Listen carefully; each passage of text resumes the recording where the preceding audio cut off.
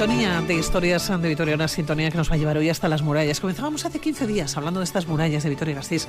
Vitoria, ciudad amurallada, unas murallas que no solo servían para defender la ciudad, también marcaban el límite, ¿no?, a otros muchos niveles. Así que rebuscamos en la historia y lo hacemos con nuestro compañero arqueólogo, amigo, historiador. Bueno, Pilar. Ismael, ¿cómo estás? ¿Qué tal? Bien. Bueno, que nos vamos a la ciudad amurallada, ¿no? Nos vamos de nuevo ahí a la Edad Media y a las murallas, ¿no? Te interesa el tema, ¿no? Yo creo que es interesante. Muchísimo, es un tema precioso, además dentro de nuestra propia historia, porque decíamos que no solamente servían para defender la ciudad, marcaban el límite a muchos niveles. Porque, por ejemplo, había personas que tenían su casa dentro de las propias murallas. Sí, bueno, ¿no? Es que muchas veces cuando pensamos en las murallas, pues lo primero que se nos viene a la cabeza es esa funcionalidad militar que tienen, ¿no? Pues ¿para qué sirven las murallas? Pues para defender a los que viven dentro de la ciudad y eso es importante y eso es probablemente la principal razón por la que se construyen las murallas, pero no es la única. Y hay otras funciones que cumplen las murallas que también son importantes. Y por ejemplo, pues algo tan sencillo o tan obvio como definir desde el punto de vista jurídico quién es vecino de pleno derecho de la ciudad, quién es habitante de la ciudad y quién no lo es, aunque habitualmente pase por ella o viva muy cerca, porque podríamos hablar quizá de un pequeño barrio, el barrio del Arrabal, que estaba en la zona... fuera. Sí, estaba justo fuera de la muralla, justo fuera del portal, de lo que era el portal de Castilla, en la zona del Mentirón.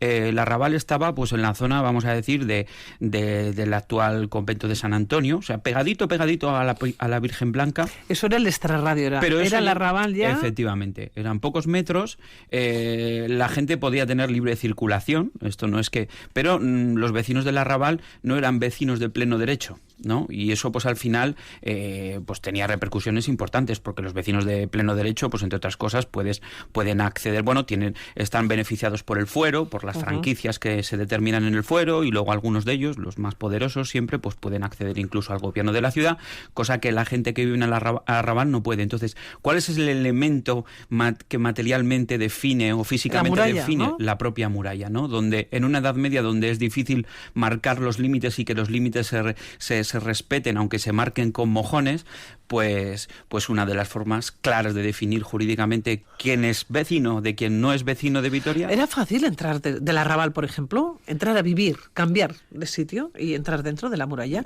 porque le resultaba más rentable. Sí, entiendo, sí, ¿no? Por supuesto. En muchos sentidos resultaba rentable y en otros muchos sentidos no, porque por ejemplo los que vivían dentro y por ejemplo eran mercaderes y querían comerciar con sus productos en el mercado interior de la ciudad, que siempre era más interesante porque venía mucha gente, tenían que pagar unos impuestos.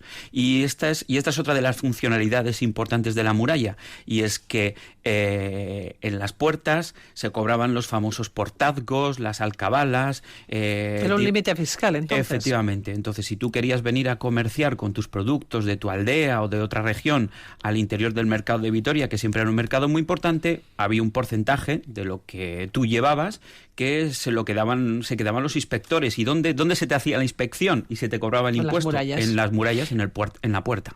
¿Los de dentro no pagaban estos impuestos? Bueno, los de dentro... ¿O pagarían menos impuestos? Los de dentro tenían beneficios, sobre todo, no tanto para comerciar dentro de la propia ciudad, como que la ciudad tenía franquicias, por ejemplo. Los habitantes de Vitoria estaban, a partir de cierto momento, estuvieron exentos del pago del portazgo en cualquier otra ciudad de Castilla. Entonces, si tú eras un mercader de origen vitoriano y vecino que pudieses probar que eras vecino de Vitoria, si tú, por ejemplo, comerciabas con Burgos o comerciabas con Segovia, pero incluso a través, por medios marítimos, pues con Sevilla, estabas libre de pagar portazgo, y eso era una gran ventaja que muchas otras ciudades castellanas no tenían. Entonces, ser un mercader en Vitoria y ser vecino de Vitoria tenía esa ventaja. Oye, el principal impuesto... La alcabala. La alcabala ese es un poco el impuesto del que hemos hablado. Es, si tú quieres entrar a comerciar en la plaza de mercado vitoriana, tienes que pagar una parte del producto que metes.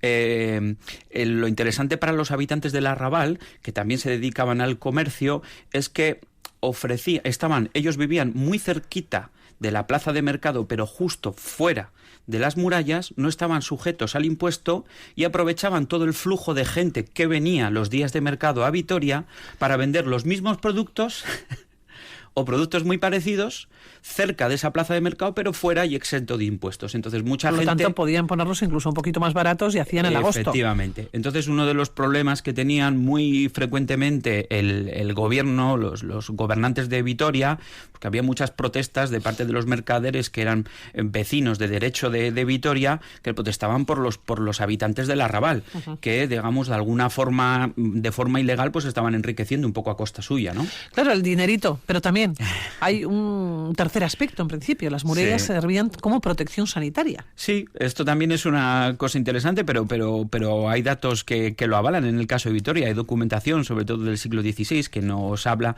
de épocas de grandes pestes, en las que se han dado circunstancias distintas en las que las murallas han tenido su protagonismo.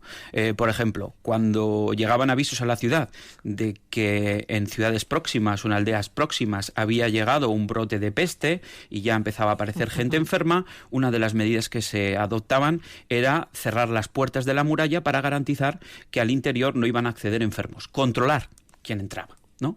Pero a veces este control no era suficiente y de uno u otro modo se colaba gente enferma, ¿no? Sí.